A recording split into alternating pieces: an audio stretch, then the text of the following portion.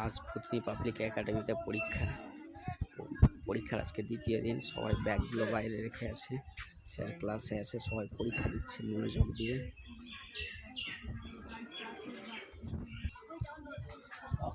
এই ঘরে class 10 mix করে বসানো হয়েছে। ব্যাগগুলোকে বাইরে রেখেছে, শুধু বোর্ড ছাড়া আর কিছু থাকবে না ওদের কাছে।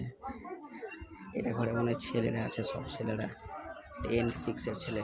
কিরে অন্ধকার লাগছে কেন? এটা ঘর অন্ধকার কত রে বাপ রে। আর তোমাদের এই ঘরে স্যার নাই?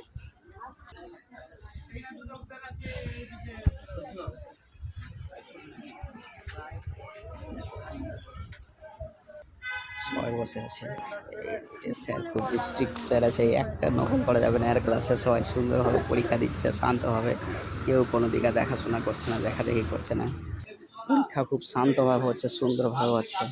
এটা আমাদের হেডমাস্টার খুবই স্ট্রিক্ট, খুবই শক্ত, একবারে খুবই শক্ত। তার জন্য পরীক্ষাগুলো খুব শান্ত শৃঙ্খলার সাথে হচ্ছে।